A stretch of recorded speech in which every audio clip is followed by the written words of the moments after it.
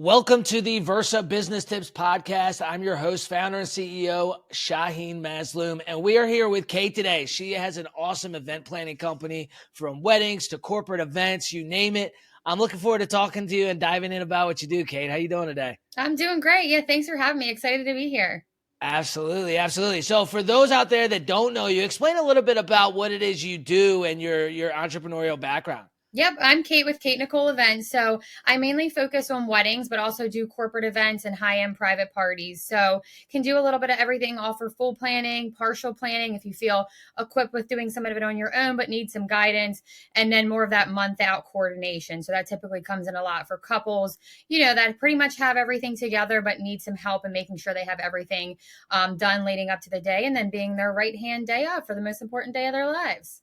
Right. That's really cool. I've just gone through this whole thing myself, right? Never been married before, getting married in a month. And it's funny, you actually brought something up that I didn't know was even possible. You said kind of like a partial where you do part of it and then they do some stuff on their own. I didn't even know that was a thing in event planning. Yep, it is. So, we're not a one-stop shop. Not everything fits into every couple, right? So being able to have different types of packages that work well with different types of couples, different style weddings, whether it's a destination wedding or a wedding in your backyard, like we can work through different types of, style weddings, events, and so on and so forth. So with partial, it's the couples that feel great about the actual planning and doing things on their own, where they just need to make sure they're staying on task. So, prioritization is huge. There's a lot to do going into a wedding. You can't do it all at once. So really prioritizing, giving those tasks that they need to do and breaking it out month by month, and then having check-ins with them, making sure they're staying on track, giving them tips and tricks, but giving them the tools to do it on their own versus doing it for them. Right. So when, how did you get into this industry?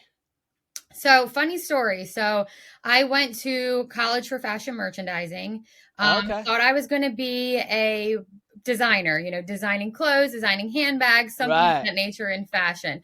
Realized drawing was not my strong suit. So pivoted a little bit. And I'm like, okay, I want to stay in the fashion industry. So while I was in college, I was actually able to get myself into New York Fashion Week. So this was about 8 years ago. Yep. Got into New York Fashion Week, was up there as a volunteer, very quickly moved my way up as a lead production assistant. So really like leading the production side of the fashion shows, multiple days, working with, models, celebrities, agencies, lots of moving parts, but it was such a great feeling at the end of the day when you brought everything together and it was a successful show.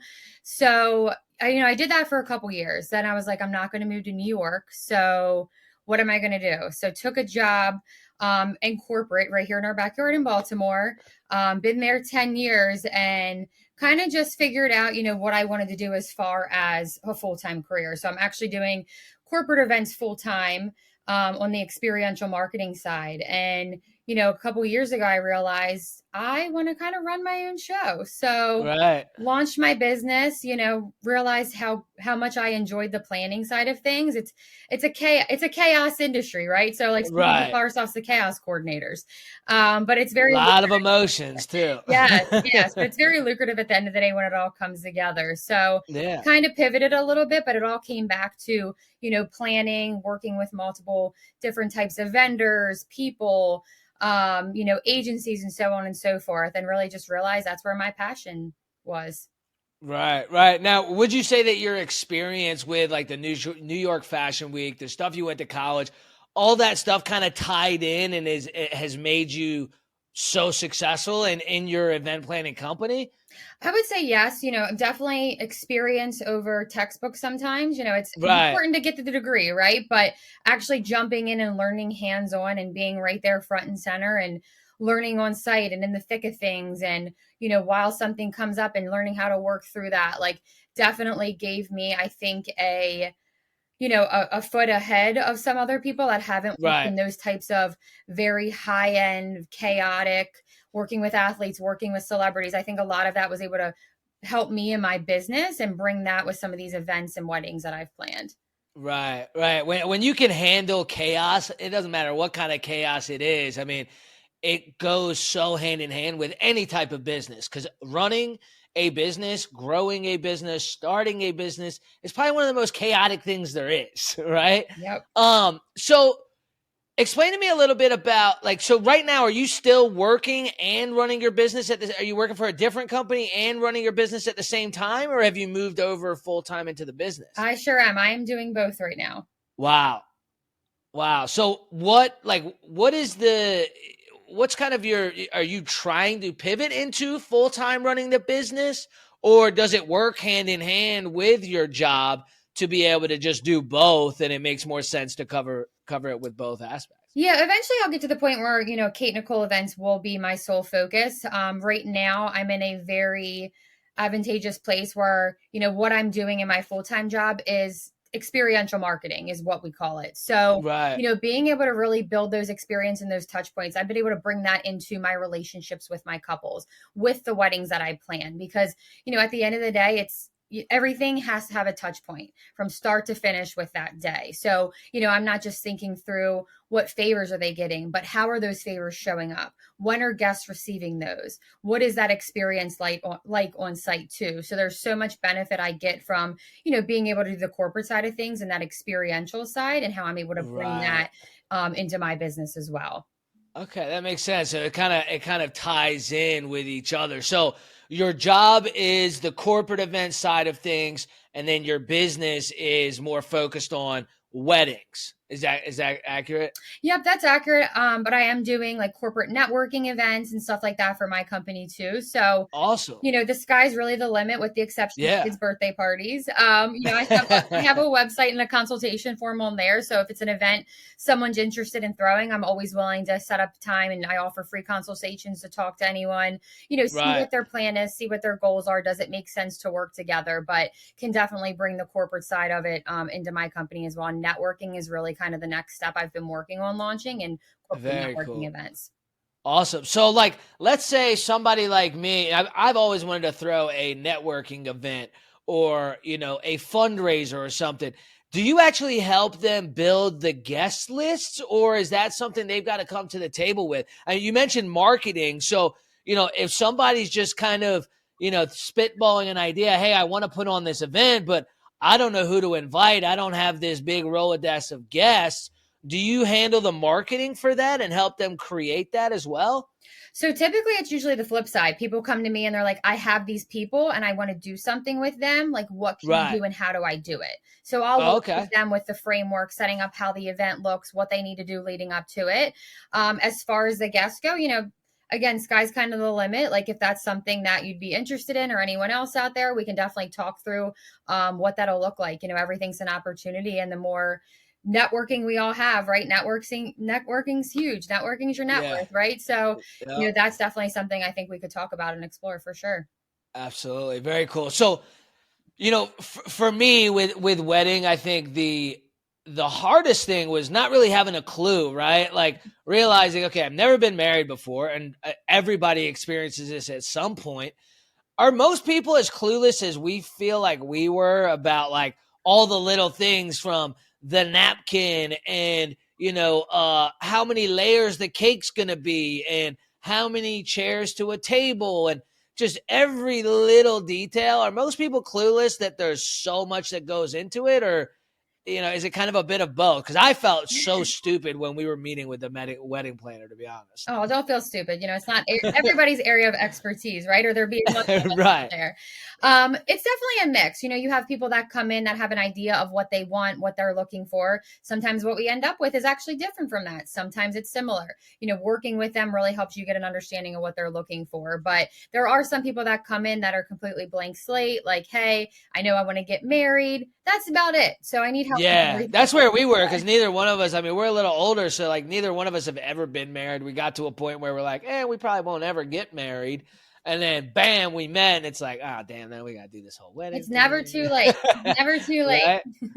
Yeah, absolutely. So, what would you say, you're dealing with high emotions, you're dealing with a lot of different things. How do you keep organized with all that? Like, what are some tips you can give to entrepreneurs that are, like me? I mean, I don't know if you can see my desk right now, but there's notes and papers everywhere. Like, how do you stay organized with the chaos and making sure all your tasks get done? Like, what are some things that you do? Prioritization is 100% key. There's always 100 things, on everybody's to-do list every day. And especially as a business owner, we have the adulting to-do list like everybody else out there. And then we have the other things for our company, whether it's, just keeping up with company things or things you want to do to scale your company. There's, right. 100 things out there that I want to be working on daily. But to me, it really comes down to prioritization. So, making sure every day I look at my to-do list. What do I need to get done today? What do I need to get done this week? What can happen next week? And I constantly redo that over and over again. So, and I'm also making sure, those to-do lists are, not just written down. I have it on my phone. So if I'm on the go and something comes up, I have electronic versions of it that I can update. So just making sure it's something that syncs in all of the areas is critical for me. 'Cause, you're driving and you have a moment, you're here, you're there, I got to add it to it. So just having systems in place that you can easily update regularly and then continuing looking at your to-do list and prioritizing it over and over again.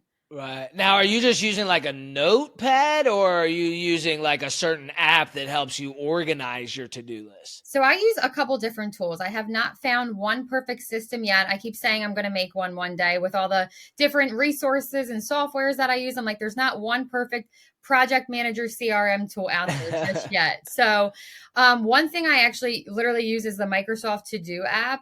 I keep it at the bottom of my phone. So you know how you have like, if you have an iPhone, you have the 4 apps at the bottom. So it's like my right one. It's the one I'm always clicking and looking at. So I update that and I have different like subcategories for it. So I have like my daily, my weddings, personal life things, shopping list, stuff like that. So you can really categorize and bucket out the different topics in there. So very cool. Love that. It doesn't always need to be something fancy. Something I realized, so you don't need a fancy tool to be able to do simple tasks. So having that, and then, I have a CRM system I use, stuff that I can communicate with my clients that tracks my invoicing, that tracks their to-do list, where we're at with their meetings. Those are more robust systems that I use for more of that client management side of things. But yeah, the Microsoft To-Do app has been I'm going to have to check that out. That sounds great. Like right now I have an assistant, so she keeps me on track most of the time. But like even my to-do list, I just get so lost in the mix. There's so many things on there and I've got it in a note on my phone, but it's like, I never get to the bottom because I'm always adding stuff in. And next thing you know, I'm like, oh my God, I was supposed to do that 2 months ago. You got to bucket it, categorize it, and assign timelines to it. Absolutely. Absolutely. So in, taking this transition from, working full time to starting this business, trying to grow it and get to a point where that's your go-to thing, what has been the biggest struggle in growing the event side of the business? And what are you doing right now to try to overcome that and make it your full-time thing?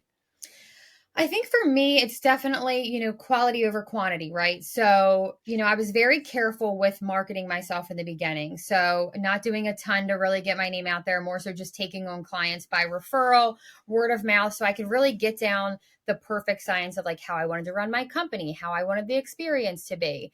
So for me, I think that'll be like the next set, like now that I fine-tuned all of the processes in place to really open up the floodgates and then continue to hire. So I have a couple girls that are already working for me. They do day of coordination. They're amazing. I'm so thankful for them. And it's been awesome bringing them onto this journey too. So being able to have, more people, I think full-time too, under my belt will be like the next thing. So I have more of that, like an assistant, like you have full-time, which would be great one day.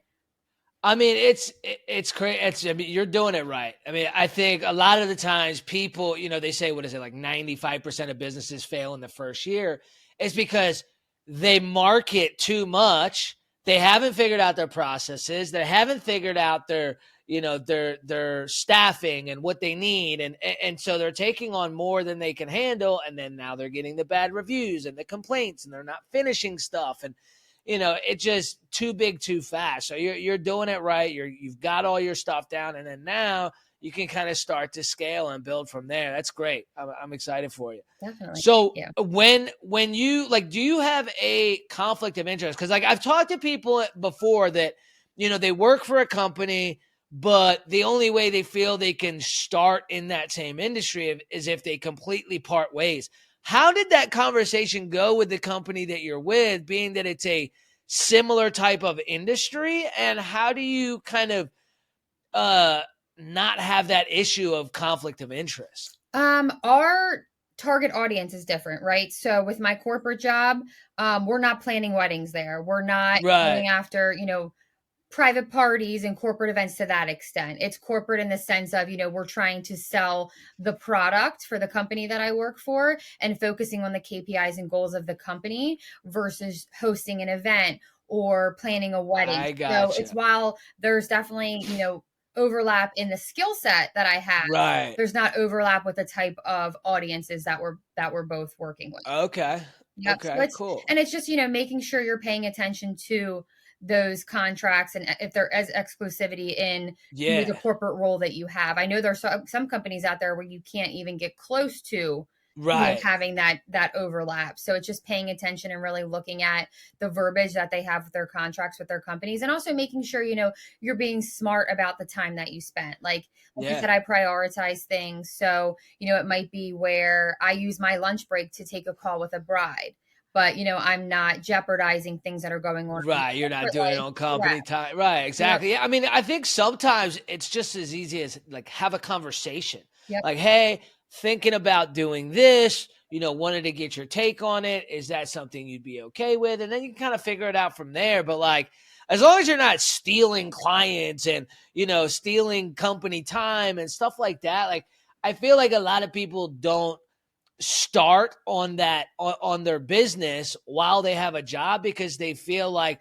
they've got to grow this huge company that takes all of their time. And it's I think it's a shame because there's so many smart people out there that could really build a great business, but they just don't ever start because they feel like it's got to be their full-time thing right away. And I think most people do exactly what you do, right? They make it they build it small until they can make it their full-time thing once they have everything Yep. figured out, rather than throwing it all to the wolves and hoping for the best. And I think it's it's a very smart way to do it. Yeah, So and they understand, we're human at the end of the day, and we have needs and wants maybe outside of what corporate's providing. And there's actually a ton of people that work at my company that do have side gigs. And some of us, it's cool because we get to partner together. Like there's right, people at my company that do DJs on the side. So then I bring them in for my wedding. So it's kind of cool to be able nice, to have those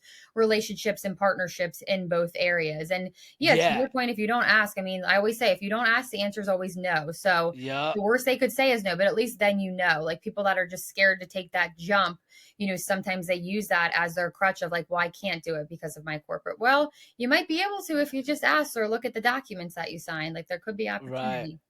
Right, exactly. So, I do have our audience is all over the country, all over the world.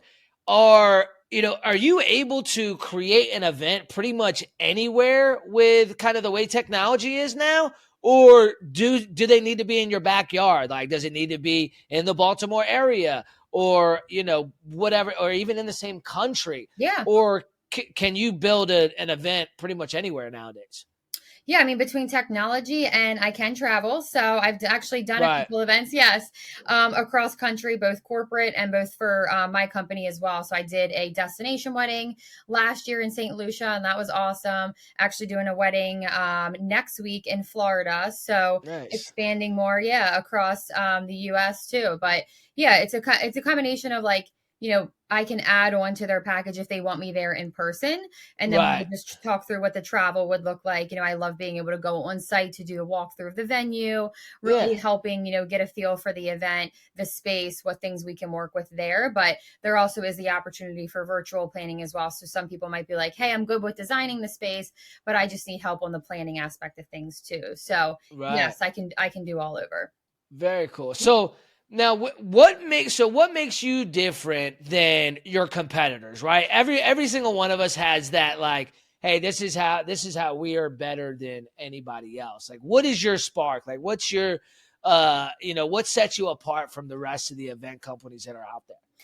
I think the top two things that come to mind is that experiential side of things that I bring, and Mhm. having, I have my master's in business and have been able to focus on the business and marketing and management side of things and that full experience. So, there's planning, which like I do, full wedding planning, but I also take it a next step of really, again, kind of bringing that whole experience together, thinking about not only the couple, but the guests in the space too. What is their experience? What are they going to leave? What's that emotion that they feel when they leave the event? And kind of really thinking through and diving into all of those touch points outside of it just being like, okay, you have to order favors, you have to do a guest book, you have to do this, but making sure that experience really flows through together. And, I have that skill set and the years of experience working through all those types of things that I really feel like that sets me apart. And then the other side of thing is, a lot of my brides coming out of this say, like, I've not only had an amazing wedding and wedding planner, but I have a friend coming out of this. Like, I think that's one of the things I love the most about this is just like the relationships and the friendships I've been able to build through this and really connecting with them. I always do a consultation. You can't just go on and book me, because it's important too that we have, it's a relationship at the end of the day, like we're meeting a lot, especially if it's the full planning. We have to make sure we vibe and work well together. And I feel like I'm able to bring a lot of that personality and relationship to the table too with them. So love that. Very cool. That makes perfect sense. You have the marketing experience, the sales experience, and with all that, right, good marketing and good sales is all about emotion. So you made a great point. If you're not just thinking about the couple, but also thinking about the guests, because at the end of the day, us as a couple that's getting married, we want the guests to have a great time. Yes, we it's about us and it's our day, but I don't care who you are. Every couple also wants it to be a great time for the guests and them to have to remember the wedding. Everybody wants to have that wedding that everybody remembers, right?